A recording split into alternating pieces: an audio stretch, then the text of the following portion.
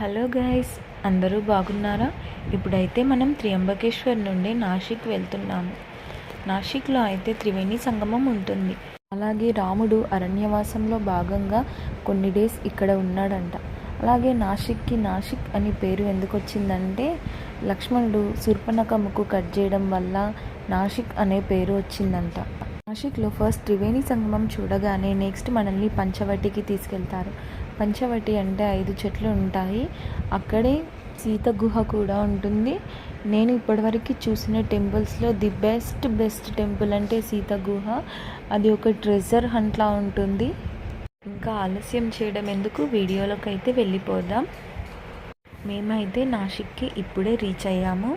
నాసిక్లో మనకి ఫస్ట్ చూపించేది ఈ త్రివేణి సంగమం. త్రివేణి సంగమం అంటే ఇక్కడ 3 నదులు కలుస్తాయంట. ఇక్కడ స్నానం చేయడం వల్ల పాపాలు తొలగిపోయి పూర్వజన్మ నుండి విముక్తి లభిస్తుంది అని నమ్ముతారు. ఆ నది పక్కనే ఇలా మనకి అర్ధనారీశ్వరుని టెంపుల్ అయితే కనిపిస్తుంది. ఇలా అర్ధనారీశ్వరుడి టెంపుల్ నేనైతే ఫస్ట్ టైం చూడడము. ఇలా అయితే ఇప్పటివరకు ఎప్పుడూ చూడలేదు. చాలా బాగుంది. ఇది అయిపోగానే నెక్స్ట్ పంచవటి సీతా గుహకి తీసుకెళ్లారు, కానీ అక్కడ వీడియోస్ అలో చేయలేదు. ఆ తర్వాత హనుమాన్ మందిర్కి అయితే వెళ్ళాము. ఇదే హనుమాన్ మందిర్. ఈ టెంపుల్ కూడా చాలా బాగుంది. నాసిక్లో ఉన్న టెంపుల్స్ అన్నీ చాలా బాగున్నాయి. మీరు కూడా ఎప్పుడైనా షిరిడి వస్తే ఖచ్చితంగా నాసిక్కి వెళ్ళండి. చాలా బాగుంది నాసిక్ అయితే. ఇప్పుడు మనం వెళ్తున్నదైతే కాత్యా మారుతి ఆలయం. పాండవుల వనవాస కాలంలో ముళ్ళ పొదల్లో 11.5 ఎత్తుల హనుమాన్ విగ్రహం అయితే వాళ్లకు కనిపించిందంట. ముళ్ళ పొదల్లో లభించిన విగ్రహం కాబట్టి కాత్యా మారుతి అని పిలుస్తారు. పాండవులు ఈ విగ్రహానికి పూజలు చేసినట్లుగా కూడా చెబుతారు. శనివారం మంగళవాर सिंदूर लेपन होता है। एक बार में 2.5 किलो सिंदूर 1.25 किलो घिया तेल लगता है। हनुमान जी के सामने जो कोई अपनी मनोकामना सोचता है पूरी होती है।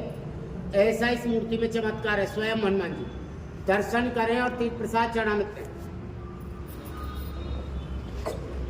ఈ గుడిలో కూడా ఫొటోస్ అండ్ వీడియోస్ అయితే అలో చేయడం లేదు.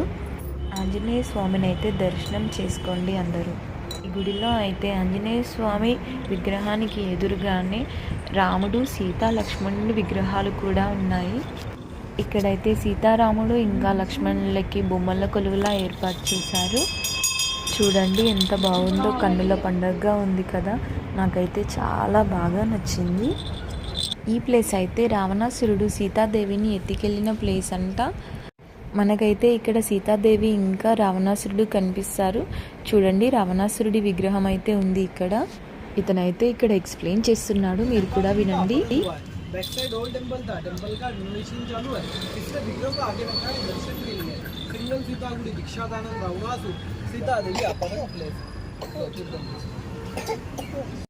ఇక్కడైతే సీతారాముడు లక్ష్మణుడు అయితే ఇక్కడున్నారంట ఈ ఇంట్లో.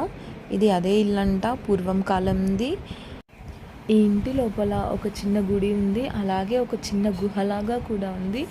మేము వెళ్ళినప్పుడైతే ఆ గుహలో ఒక స్వామీజీ అయితే వంట చేస్తున్నాడు. అలాగే ఆ ఇంటికి ఎదురుగా ఆంజనేయ స్వామి గుడి కూడా ఉంది. ఇంటి నుండి బయటికి వస్తే మనకి ఎదురుగా లక్ష్మణ్ మందిర్ అయితే కనిపిస్తుంది. ఇప్పటి వరకు అయితే నేను ఎక్కడా లక్ష్మణుడికి సపరేట్గా గుడి ఉండడం చూడలేదు. ఇదే ఫస్ట్ టైం నేను లక్ష్మణుడి గుడి చూడడం. లక్ష్మణుడు సీతాదేవి కోసం లక్ష్మణ రేఖ గీసిన ప్లేస్ ఇదే అంట. చూడండి, మీకు అక్కడ బంతిపుల్ల లైన్ కనిపిస్తుంది కదా, అదే అంట లక్ష్మణ రేఖ. గుడిలో కూడా మనకి సీతారాములు, లక్ష్మణుడు ముగ్గురు దర్శనం ఇస్తారు. సీతారాములకి ఎదురుగానే మనకి విఘ్నేశ్వరుని విగ్రహం కూడా కనిపిస్తుంది.